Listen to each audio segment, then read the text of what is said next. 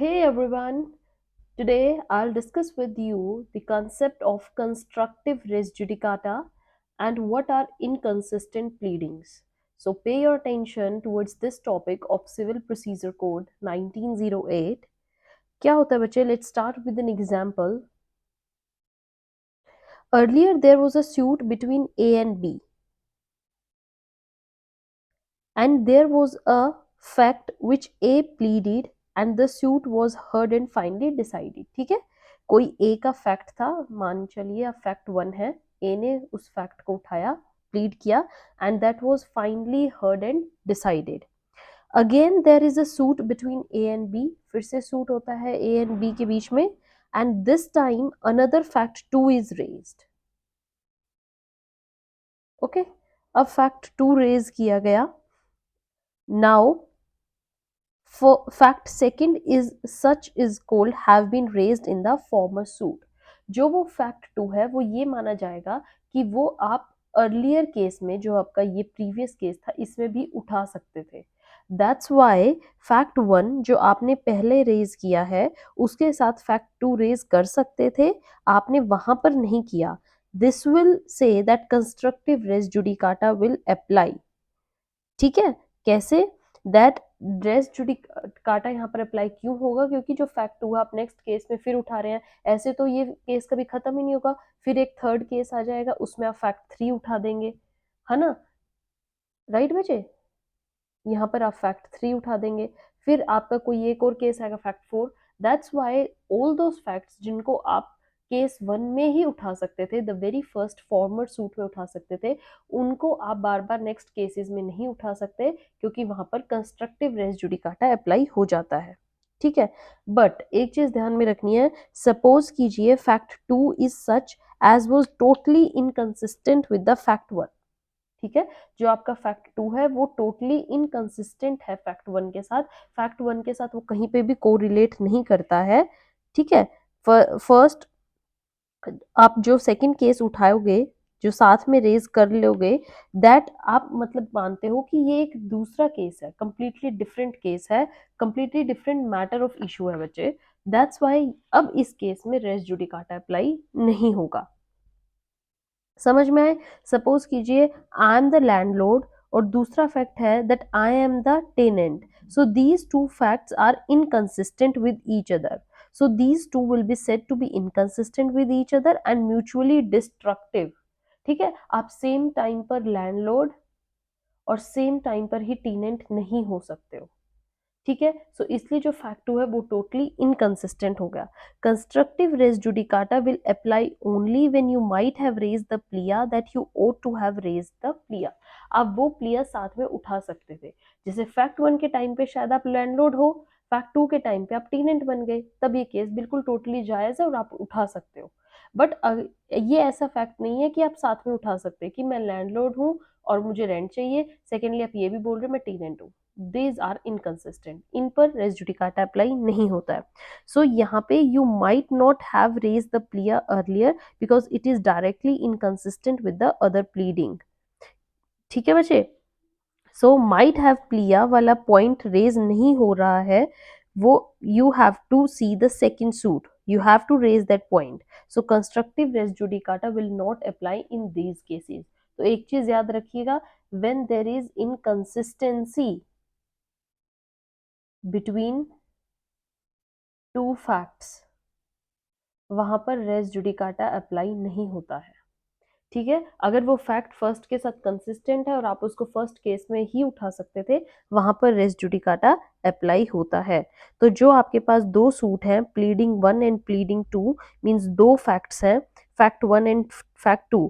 Now A has two facts, अब दोनों facts उसको रेज करने चाहिए सूट में, but he raised only fact 1 and not raise this fact 2. So suit was heard and finally decided. Again, he is raising the fact 2. Now this fact might and ought to have been raised in the former suit. Hence, case यहाँ पर constructive res judicata apply हो जाएगा. But you find that this fact 2 is such as is totally inconsistent with the fact 1. तो दोनों fact आप एक suit में raise कर ही नहीं सकते थे, क्योंकि दोनों टोटली ही ऑपोजिट हैं और दोनों म्यूचुअली डिस्ट्रक्टिव हैं. मतलब दूसरे एक दूसरे को दोनों ही डिस्ट्रक्ट कर देते हैं। तो फिर जो आप इसको इसमें रेज कर ही नहीं सकते थे, तो you might have raise the plea, you could not have raise in the former plea because it is totally indestructive, and hence in the former suit constructive res judicata will now not apply. Okay, so there, आपको समझ में आया constructive res judicata का case बच्चे। Now come to inconsistent pleadings कि inconsistent pleadings क्या होती हैं। देखिए, there are certain pleadings which are inconsistent but they can go together. ठीक है, यहाँ पर इनकंसिस्टेंसी की बात हुई थी जो साथ में नहीं जा सकती, बट कुछ इनकंसिस्टेंट फैक्ट्स ऐसे होते हैं जिनको आप एक ही सूट में रेज कर सकते हो, they can go together to plea. तो जब आप प्लिया करते हो, प्लिया को आप रेज करना चाहिए, but there are certain pleadings which are inconsistent to an extent that they have totally mutually destructive. So in those cases pleadings are mutually destructive, वहां पर constructive res judicata will not apply. But if they are inconsistent, then they can go together, they are not destructive each other। ठीक है, ऐसी दो players जो inconsistent तो हो but आप उनको एक ही केस में रेज कर सकते हो, एक ही सूट में रेज कर सकते हो, then they will not be said to be destructive each other।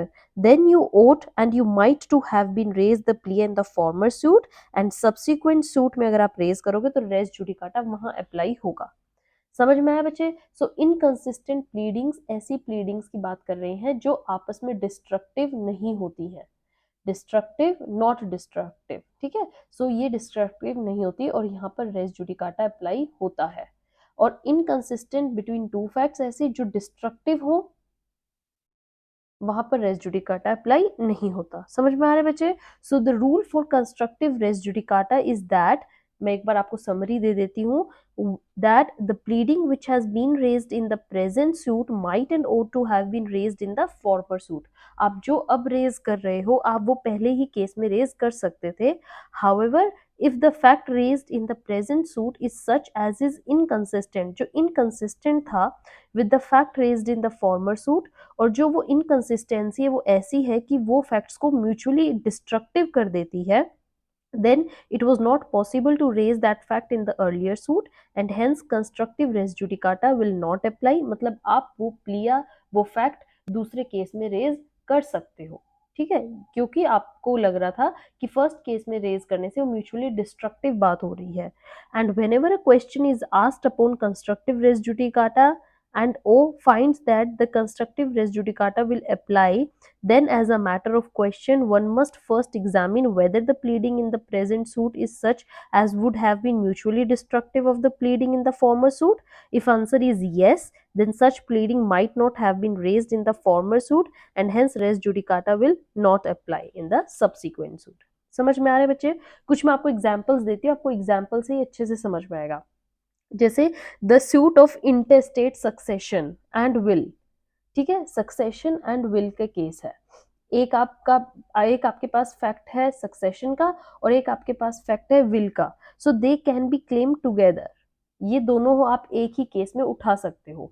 By chance आप फर्स्ट केस में सक्सेशन उठा रहे हो, सेकंड में आप विल उठा रहे हो, तो यहाँ पर the res judicata will apply because they are not mutually destructive. ठीक है, वन मोर के एग्जाम्पल सक्सेशन एंड परचेज। एक मैटर आप उठा रहे हो कि मुझे चीज सक्सेशन से मिली है और एक आप मैटर उठा रहे हो परचेज से। So you may succeed to a property and at the same time you can purchase also. So ये भी दोनों म्यूचुअली डिस्ट्रक्टिव नहीं है और यहाँ पर आपका रेस जुडिकाटा अप्लाई होगा। एग्जाम्पल देखिए, ownership of property, I am the owner, I have the ownership of this property and I have the right to enjoy, and other side I have the easementary right upon the property. So ये inconsistency जरूर है but they are not mutually exclusive, mutually destructive नहीं है। ठीक है, next example देखिए, the claim that the person is a member of a joint family. एक issue ये है, and at the same time he claims that he has the right, that he has the ownership due to adverse possession.